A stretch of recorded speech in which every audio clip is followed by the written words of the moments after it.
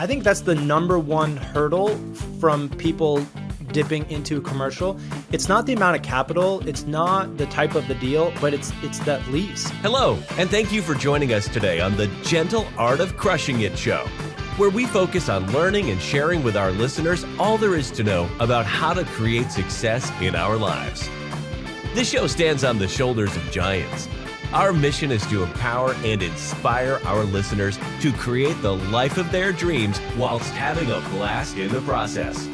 Let's celebrate life together. Welcome to the show.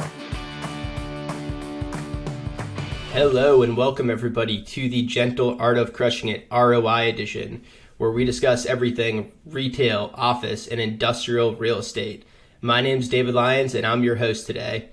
Today, I have the pleasure of interviewing Ron Rohde.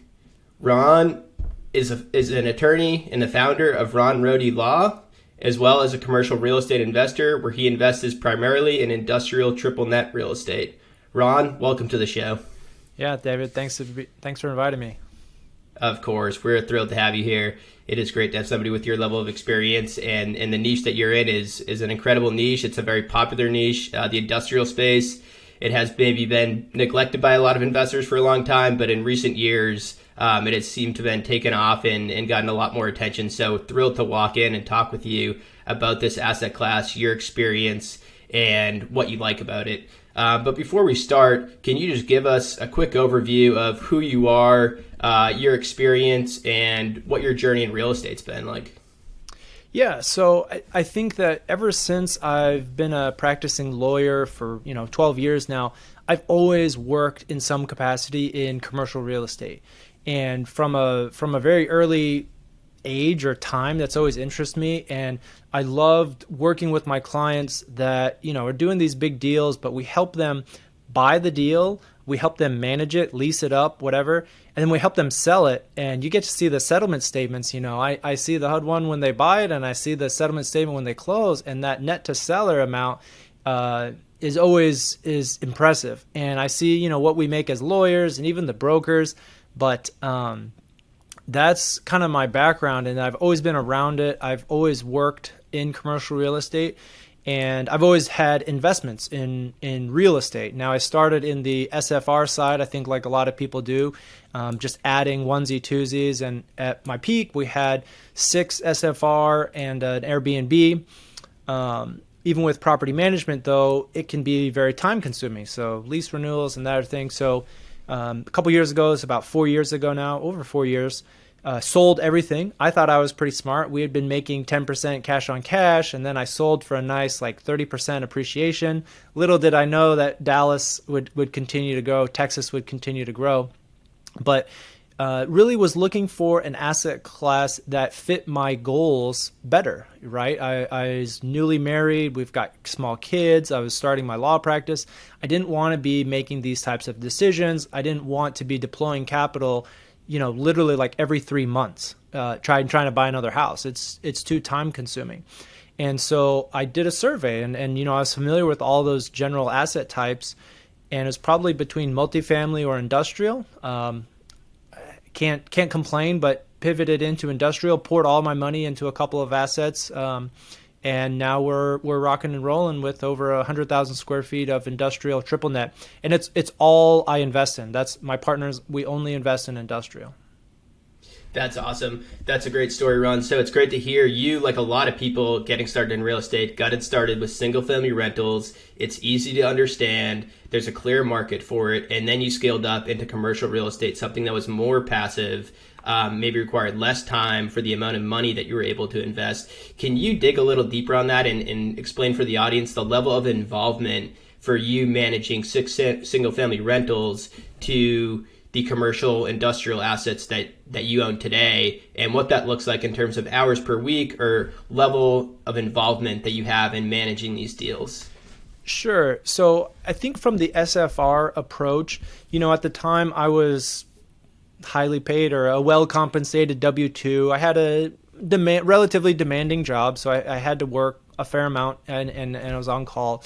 But for those SFR, they were typically, I would say, Class B or some of them were nicer in the Plano or North Texas, Collin County, if people know where that is. So these are 3,000 square foot, 4 bedrooms, 3 baths, 2000s build. Those are, there's nothing wrong with it. It's a nice brick house. It sells for a good price. But then I had a fair number also, like 3 that were Class B, 180,000, or what I bought for $150,000, 3 twos, 2,000 square feet. That's more workforce type housing, right? And these were built in the 70s or 80s.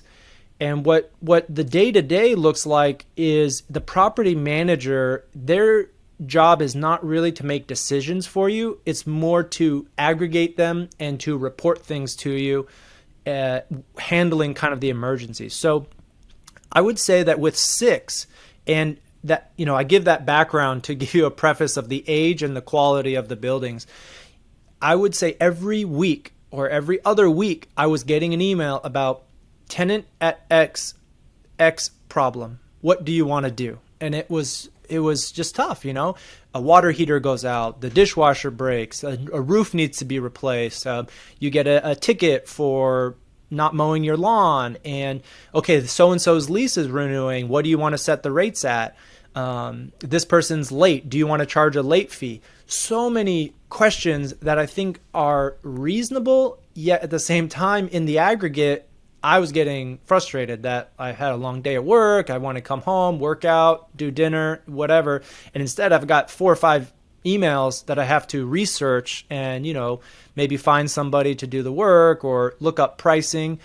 Because again, even the best property manager, they're going to say the water heater went out. It's clearly your responsibility to fix. You have options A, B, or C. Which one do you want to pick? And I have no idea.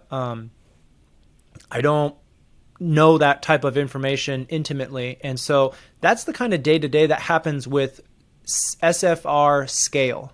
And I think that, I don't know if I was at that point, but the income maybe wouldn't replace my day job, so I couldn't quit and do it full time, at least not without doubling my portfolio or something. But you're making a few $1,000 a month. It's like $3,000, free cash flow. That's nothing. I'm not going to quit my job.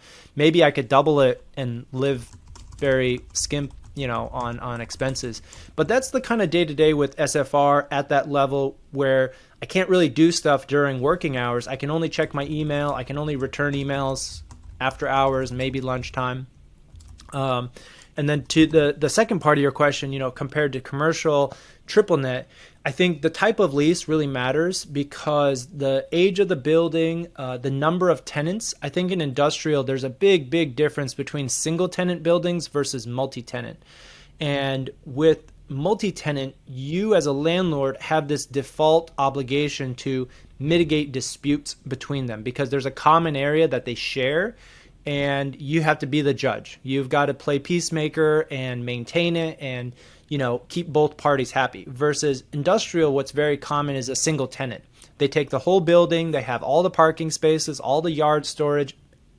They don't get to blame anybody for noise or electricity or, blocking parking is probably the biggest issue, right? People have got these big trucks coming in and out. And if it's a multi-tenant building, so-and-so's contractor, vendor, shipper blocks their dock, people get pissed.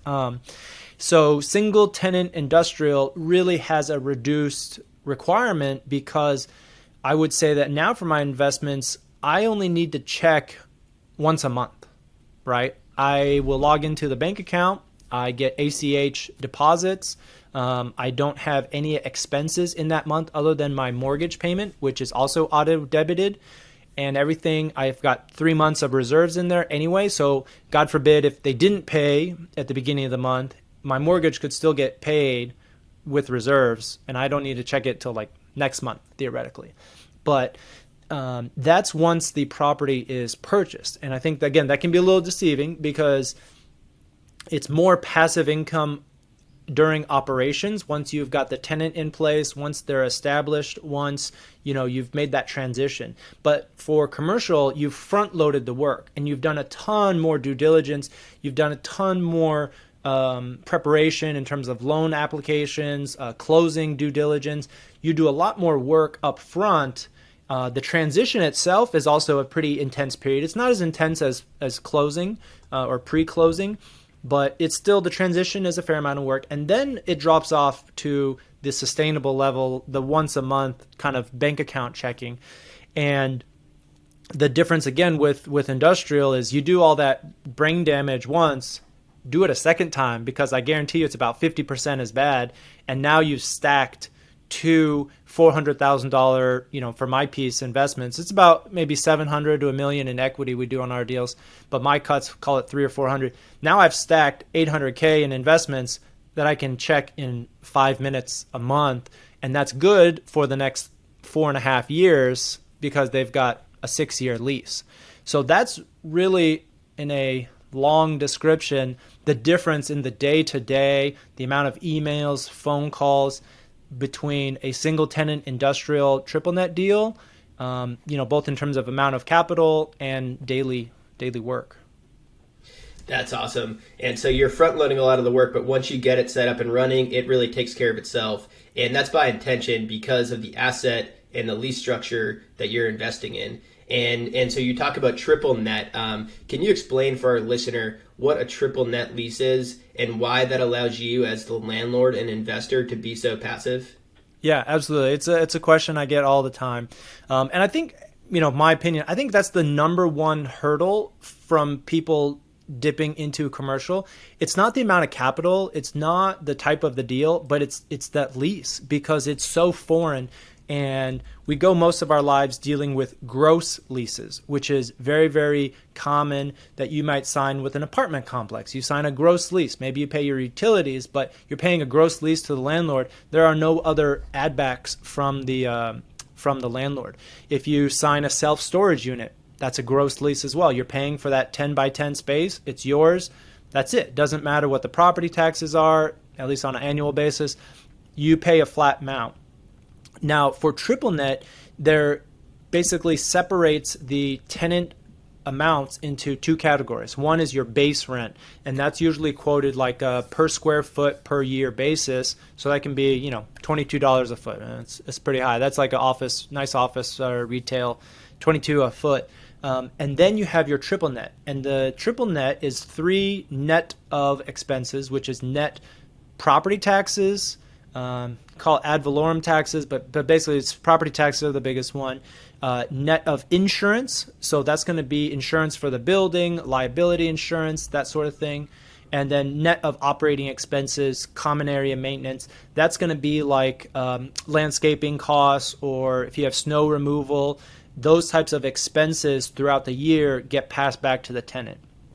And so a triple net lease, a lot of people like to describe something as a triple net, but there is no legal standard for, say, like a lease. So you really have to read the lease, but that's commonly what it is known as.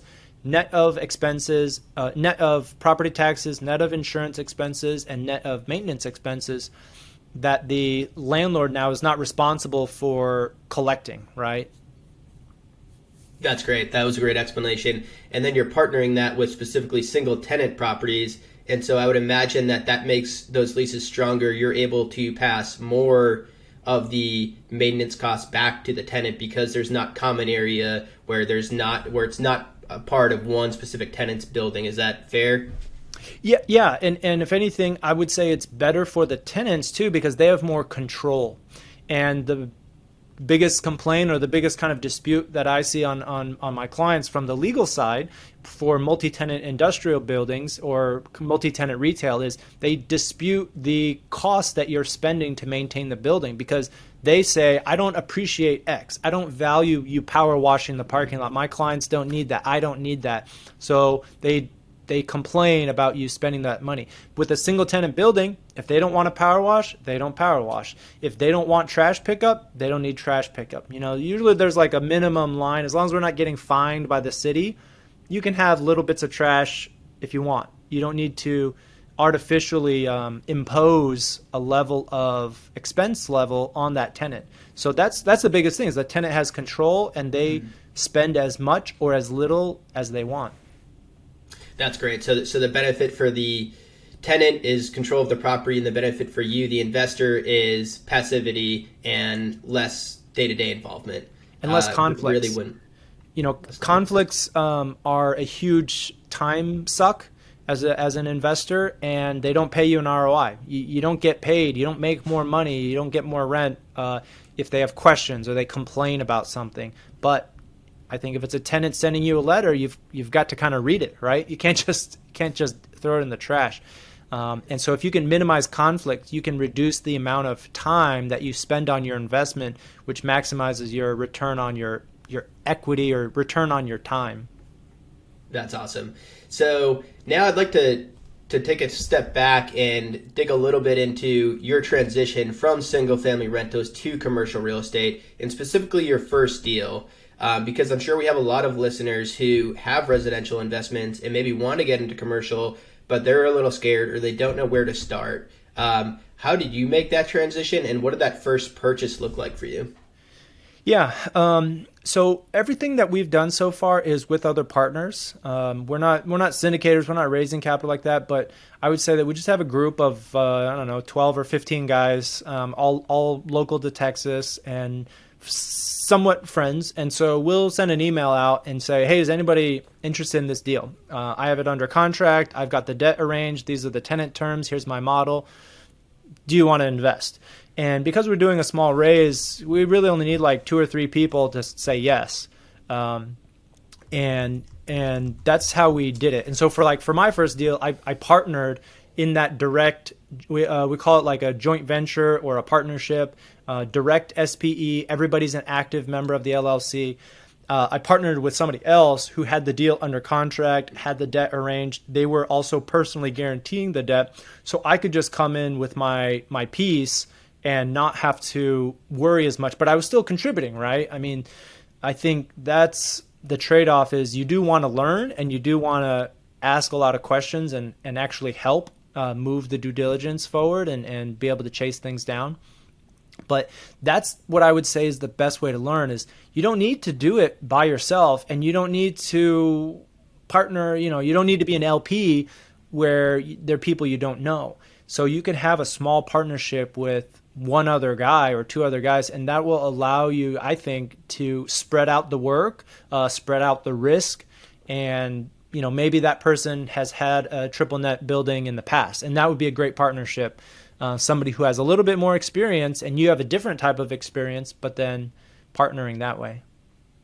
That's great. So you brought capital to the deal and you partnered with somebody who had the deal and sounds like had some experience as well. Is that right?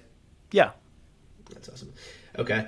And so I'd like to dig a little bit deeper into the partnership aspect, because I think it is a powerful and oftentimes necessary way to break into commercial real estate and to scale, because they are larger deals and it's tough to come up with that large of a down payment at one point in time when you have a good property. So for our listeners, can you describe how do you approach partnerships in terms of deciding who you want to partner with, and then in terms of deciding the roles and responsibilities of who's going to do what in that partnership to make sure that it operates smoothly?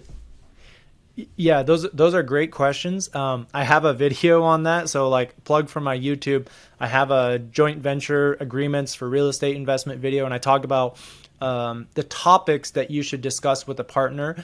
I should probably make another one on how do you choose the partner, 2 different concepts. But the key is really to make a list of all of the responsibilities that you would need to do, both in due diligence, acquisitions, transition, and operation of the property. Just make a very simple list and call it 5 items per stage, and then just divvy it up and say who's going to do this, because I think you'll naturally find people like taking on a clear responsibility, like saying, hey David, you are in charge for the debt. Everything with the lender, no matter if it's my lender, your lender, you're going to be responsible for bank relationships, affirmative covenants, negative covenants, reporting requirements, tax returns. And you say, great, I'm happy to do that. And then you've got the other partner who says, hey, you're in charge of the tenant. If we lose a tenant, you've got to find a new tenant. If the tenant complains, I want you to talk to them. And they say, great, I'll talk to the tenant. I'll go on site. I'll do whatever. And it becomes very natural to start kind of assigning things. And that's what we recommend. Again, put it even legally in the operating agreement so that's in writing and both parties have kind of agreed. Of course, if you're on vacation and you're on the beach and the lender sends us an email and says, hey, I've got a question about X, you can say, Ron, will you answer this email? Of course, that's natural in a partnership when you're on vacation or something. But putting just this primary responsibility, I find really helps to grease the wheels, so to speak, and eliminate some of this analysis paralysis where, you and I might look at a deal and be like, get overwhelmed. Oh my gosh, there's 20 different things. There's 25 things that we've got to do. Where do we start? Which one do we do first? Well, split it up. And then now you have a list of 10 things. Now, a list of 10 I can get through. I can do my top 5, and then we can do it that way. And suddenly from a list of 25 tasks or responsibilities, we've broken it down to 5 each that are the top, and we can get the ball moving. So I think that answers that question, but I do want to come back to the earlier thing. The way I describe capital raising or capital structures for commercial real estate for individuals, I guess, is a spectrum. So on the one hand, you have single member, and that can be like a husband and wife, or that can be just a single person, and that is the most risk intense, but also the most control and the best tax benefits and all that stuff. You get 1031, you get all the depreciation, you get nobody's other input. You can make decisions quickly and just based on your own inputs. That is what I think, gives you a lot of benefits, and maybe you should aspire to that, because 100% control of something is a very powerful tool that will, serve you as you grow. The next step up is if you don't have enough money to that, or you don't have enough confidence, the next step up is this joint venture, which is, like I said, maybe 1 or 2 or 3 other partners. I don't recommend like more than 4, because then it kind of gets too many cooks in the kitchen. But 4 people, each putting $200K, that's a decent amount of powder. You can take down good sized deals with that. And then on the other side, and then as we keep going on the spectrum, you have like syndicators, you have GP/LPs, you have fund models, you have open blind, and that's the most sophisticated type of capital raising in terms of LP capital. But everything's a spectrum, and I think that if people are watching and they know kind of the multifamily space, people have kind of skipped this middle ground. They've either taken down apartments by themselves, or they instantly just jump to be a syndicator. And I want to be an advocate for that middle stepping stone, because I think in industrial and commercial in general, there's a lot of product that's in that in between that a couple partners can take down versus multifamily, which has kind of gotten bid up to some crazy pricing that is harder if you're not raising $3 or $4 or $5 million to take down a multifamily building. That's great, and I really appreciate you kind of mapping out that spectrum from single member LLC to kind of syndicated. You're bringing on potentially an unlimited amount of partners who are investing, and you have a kind of general partner, limited partner structure, and then you're chosen to be kind of in the middle of that, where you're having the joint venture. And so the benefit of that, it sounds like you're saying, is you still have more control than being in a GPLP structure, in the sense that you're not responsible to a lot of limited partners investing with you, but you're able to take on bigger deals because you're able to take on capital from other people. And I do want to also get into some of the nuances of that too, right? For a joint venture, if I want to go and raise money from, or bring on a capital partner for a deal, what are the requirements for the members of a joint venture structure? Can I bring on somebody who has $500,000, but they're not able to be involved, or how does that work from a legal perspective? Yeah, so there's a couple legal concepts on raising the capital, right? The first is, you can't be soliciting a security, and that's the Howey test. That's what the SEC is looking for. So you can't be offering somebody a security in real estate, which is give me money and you do nothing and I'll give you a return. That's in essence a security. But you can offer a partnership opportunity where they're an active member of the LLC. You mentioned the guy that brings you $500,000 and he's passive. Well, that is the test. Are they active or passive? So I don't want to describe it to them that they're purely going to be passive. I would want the relationship to be with somebody that is going to contribute something. Okay, in terms of you are going to email them, you're going to tell them, hey, you're going to help me out with X, you're going to help me out with Y. The reality is, what does that actually look like? Fine, but you need to at least go in saying you're an experienced veteran, you're retired. Okay, that's fine. Will you help me out with banking? Will you help me out with the loan side? And if they say yes, then I would say you're good. If they put their hands up and they say, no, I'm not going to do anything, you're running this, then you're selling a security. They want to be a passive investor. They're probably going to want that classification on their K1. There's a lot of implications if they really put their hands up and say, whoa, I only want to invest with you passive. You can still take their money, but you need to restructure your legal docs, probably spend more money on your legal docs, right? Instead, $5K for that joint venture operating partnership agreement, $15K, $20K for securities docs. But it's the same $500,000. And if you're putting money in too, it's kind of, you get in that question of, well, would you spend 15 to raise 500K? I don't know. But that's how you would approach it, is try to advertise it as a partnership opportunity. Talk to people that you trust, that you like, that you want to be a partner with them. And hopefully they want to be a partner, an active partner with you as well. Okay, that's great. And I appreciate you clarifying that, because it is an area that you have to be careful with. And so the takeaway is, be aware of SEC guidelines. You can't be issuing a security, which is, hey, give me your money and I'll give you a return. You don't do anything. Somebody needs to be actively involved in the deal in some form or another. So that's great. And then I want to get a little bit back to your investments and the industrial investments. Can you talk a little bit about your investment strategy? What types of properties are you purchasing, and how are you making money on these? Are you buying properties that are performing well? Are you buying properties that you can improve the performance and the value of? What does that look like?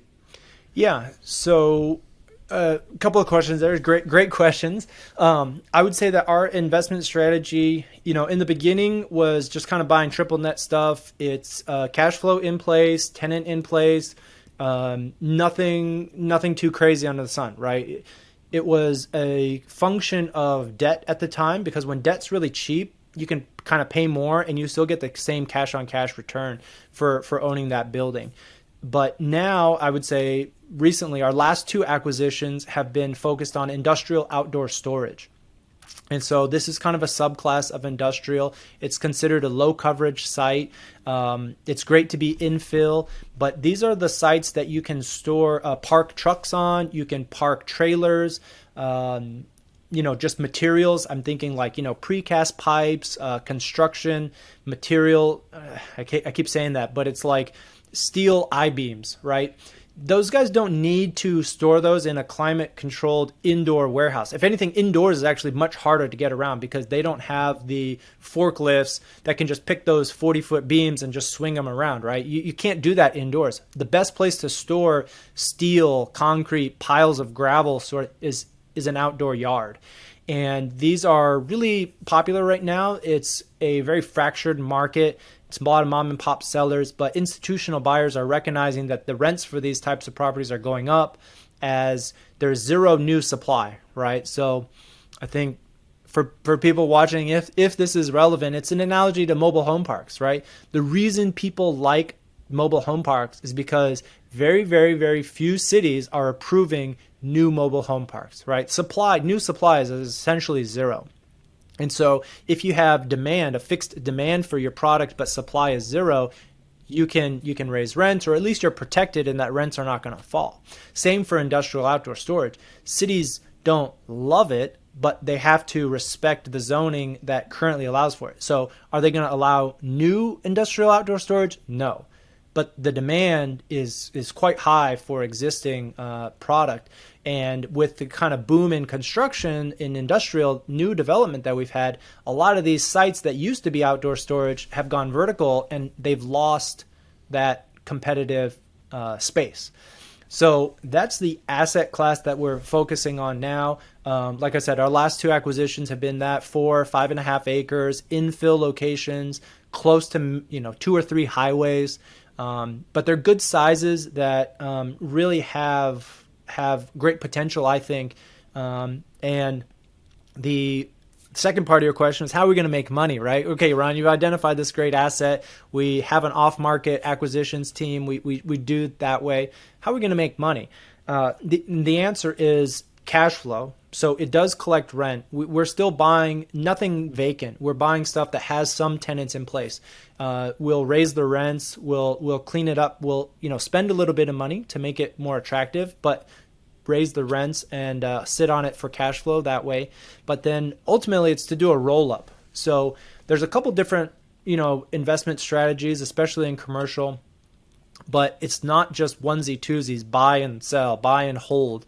I think you're not getting the most bang for your buck. So because we're buying in a fractured market with mom and pop owners, there is value in rolling up these $3, $4, $5 million sites, put 4 or 5 of them together, put quality financials and due diligence, because when we buy these sites, I ask the seller, hey, can you send me, do you have a phase one ESA, environmental report? And he's like, yeah, I got one. I'm like, okay, cool. Okay, send it to me. And then we go under contract. And I'm like, send me the phase one.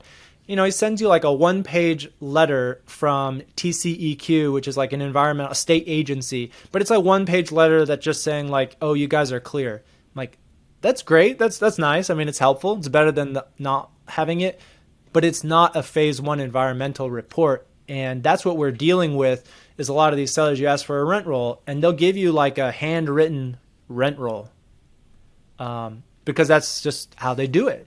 And so I think, again, there's immediate value where if I buy this property, I do the phase 1, I get an ALTA survey, I provide a T12 financial P&L with, detailed expenses.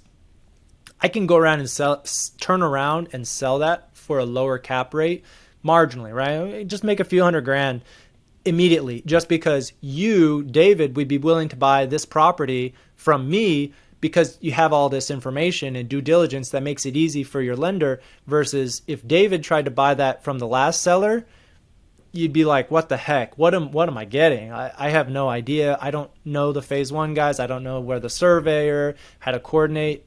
If I give you those documents. So that's the plan for this industrial outdoor storage, is just to do the roll up, sell it, because a lot of the buyers that we talk to, they're not going to buy $5 or $7 million deal. It's too small.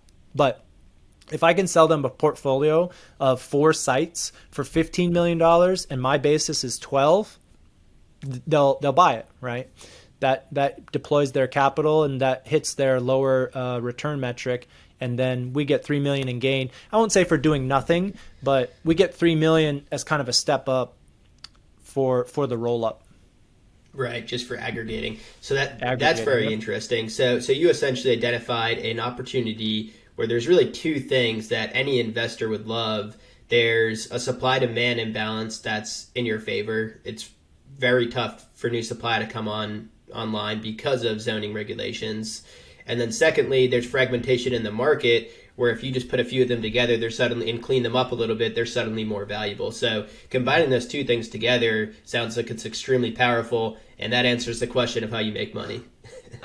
Yeah, well, it's easy, and it's funny because I go on, some of these podcasts or I talk to my friends, and the theory is not hard. I don't think it is any secret, and I can say this over and over, and I can post it on Twitter, and I can say it everywhere. It doesn't matter at all, because I guarantee you, if you have 100 people listening and they're nodding their heads saying, yeah, I agree, this sounds great, I would do it, 99% of those people aren't going to do anything. And so, and if that one person is listening, reach out to me. We can work together. We can partner. But, I don't think it's like giving away the secret, right? I'm not giving away the golden goose, because the value is still in doing the work. You've got to dig the ditch. You've got to find the properties. You've got to underwrite them. You've got to buy them. You've got to clean up the financials. You've got to generate revenue. And that's a lot of work. But that's what I just thought of that, because I hear you. It sounds great. And it's such a simple thesis that makes a lot of sense. But a lot of people aren't going to do it because it's hard. It's not. Right. It's simple, but it's hard. Right. No, that's exactly right. Sometimes the simple things are the best things, but you have to do them. So that's important. I do want to ask as well, what do the tenants look like for that, and how many tenants on a site are you going to have? And are they signing multi-year leases? What does that look like? Short answer is it depends. It varies. So right now, what we like is semi-truck parking. So that has a fair number of tenants. We have a mix of maybe like 50% or 60% are covered by 2 or 3 fleet tenants. So these are guys with like 15 or 25 trucks. And they're much more professional in dealing with them, and they're a business. And so they'll take up, call it 50 or 60% of your spaces. And then you've got the next tier down, which is guys with like 5 to 10 trucks. They're still a business, but they're kind of smaller operations. And then after that, you've got onesie twosies, which are just individual operators that own their own truck, or maybe 2 trucks or 3 trucks. And they're a little bit harder to wrangle, But I don't know how many tenants that is, how many different entities, but let's call it like 10 majors and then 10 small ones as well. So you're dealing with that many tenants, but again, one of the things that we always implement is online payments, credit card, ACH. We want to make it text messaging. That's like a huge update. Is you no longer need to just text a person. You can text into our website software, and then any one number our staff can text back a response. It's huge. It's a game changer, like in terms of responsiveness. But yeah, the multi-year tenant, that's always a very interesting question, because we try to balance longer term leases with what's the eventual plan for the property, and is this tenant signing this lease the highest and best use? Or a lot of times, if you can get a bigger tenant in, you'll reduce your headache and collect more money actually.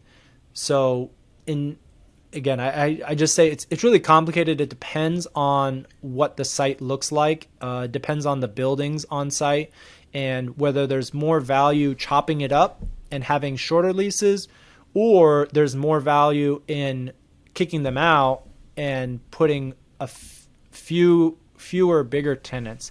But the answer is yes, we'll do any type of length. The goal being, pushing towards shorter terms to give us more flexibility, especially in the last year with inflation, because we like to market more rapidly. So the tenants want shorter. They generally want shorter anyway. So. Right, that makes a lot of sense. So sounds like it's going to depend, and then you're also implementing some technology solutions to improve the experience and as well as make it easier to manage for you and your partners. Yeah, absolutely. Okay, and another question here is, and I think this question is always helpful for listeners too who are starting out, is what's one thing that you know now that you wish you knew when you were starting out in commercial real estate? So many things I wish I knew.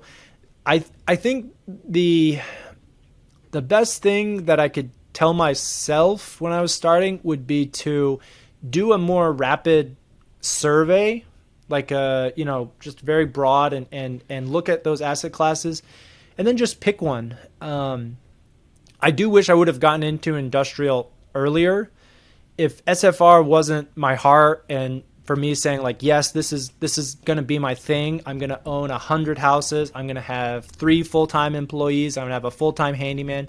If I didn't feel that in my heart of hearts, and I would have just pivoted to a commercial asset type earlier and put my money towards that. And again, I think the caveat too is this is not necessarily something, or it is not something you can do with no money down.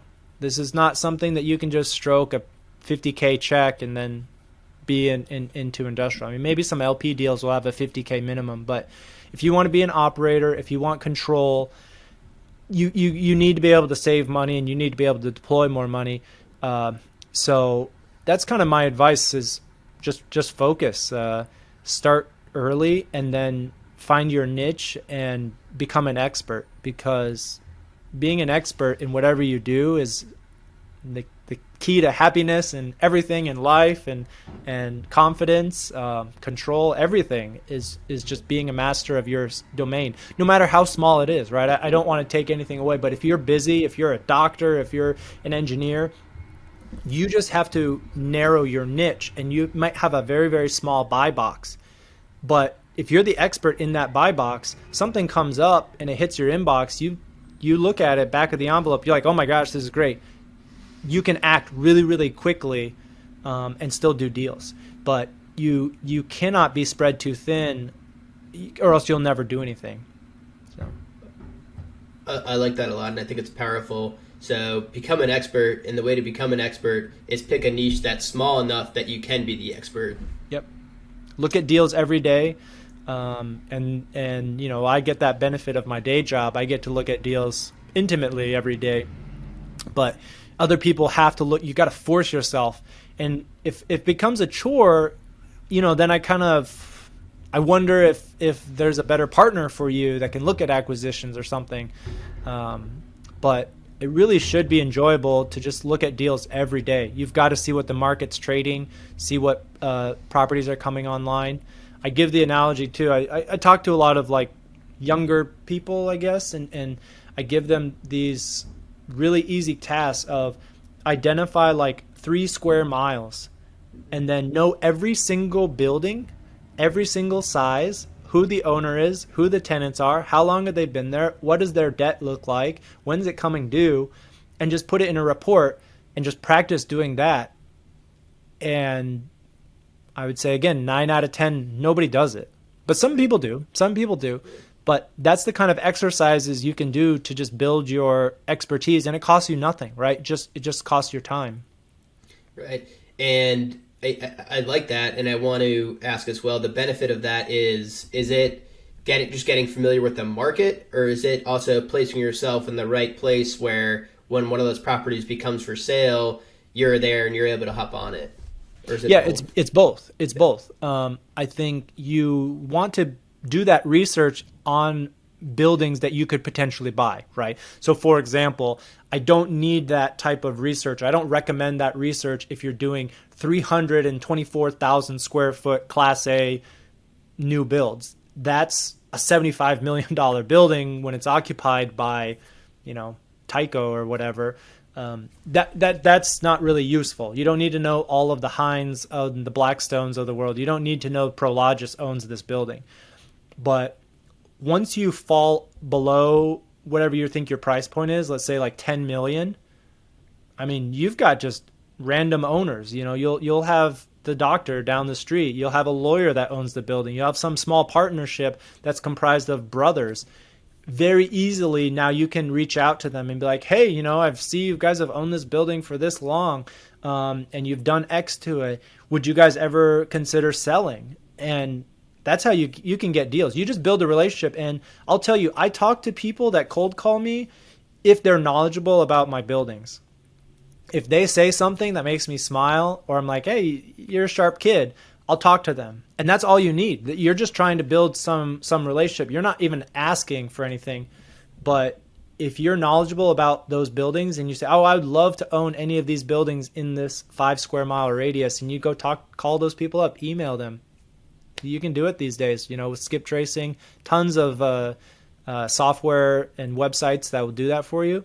But when you show people that you care about what they own, it is tremendous how I think commercial real estate community and the owners, they're very generous with their time because, I don't know why, but they are. They're not going to just tell you to F off if you give them a compliment about their building. Yeah, I think that's great. And that resonates with me a lot as well, not necessarily in the real estate space, but when anytime I get a cold call from a marketer or a salesperson, and you can tell when you're just another person on their list and they're just hitting pound and, oh, David, right, what's going on, versus, they know something about you. And so making it personal is a great touch to be able to build that relationship, build rapport, and, just get them talking. So I think that's great. Yeah. And I think in commercial, it's the absolute sample of you've got to have the rifle approach and not shotgun it, because you don't need 500 commercial deals in your lifetime. I saw a good report or some article that was saying something like, you may only do 25 deals in your life. Make them count. Now, in terms of like commercial, like if you're just working a job or whatever, or if you're not a quote professional full-time real estate commercial guy, you may do 25 deals. So for somebody like me, I'm 38. I got 25 deals left between, the next 20 years. Make each one count. Build relationships and make sure they're all home runs, and that I'm not going to lose money. I'm not going to buy a dog. But it's really kind of eye-opening to think like, okay, I only got 25 deals to do. Which ones am I going to choose? And I will invest in those relationships as opposed to trying to shotgun 500 people. No way. No, I'm going to call like 100. I'm going to call 150 people and Google them and look up their Twitter and, see where their kids went to college to try to find some connection, right? Or something that resonates. So, yeah. That's an awesome tip. Quality over quantity, it sounds like. In commercial, it's absolutely, you don't have enough time. It's impossible to go for quantity, especially if you have a day job and you're trying to make money, to save money. You need to be saving 100 grand, 200 grand a year. At least for me, like to deploy that much capital, it takes time during the day. So. Yeah, that makes a lot of sense. Well, we're wrapping up here and coming up to the time. Ron, I want to thank you so much for joining us today. You've delivered an incredible amount of value in terms of breaking down partnerships, industrial real estate, how to get started, where to start. And I just want to say thank you for that. And also, where can our listeners get in touch with you? Ron is an attorney. He offers legal services for commercial real estate in a variety of ways. Where can our listeners go to get in touch with you? Yeah, I think online is best. I kind of plugged it before, but drop a link to the YouTube channel. Otherwise, online, my website is ronaldrohdelaw.com, RONALDROHDE law, LAW.com. But yeah, feel free to reach out. I'm happy to chat with anybody who's interested in investing in commercial or in the industrial space. That's awesome. Ron, thank you so much. And to our listeners, until next time. Well, there you have it, ladies and gentlemen. Another episode of The Gentle Art of Crushing It. It was an amazing episode. We know we sure learned a lot, and we hope you did as well. We want to take a second and thank you so much for viewing or listening to this episode. And please just know that we only ask for one favor, and that is to make this life magnificent. Thank you, and have a wonderful day.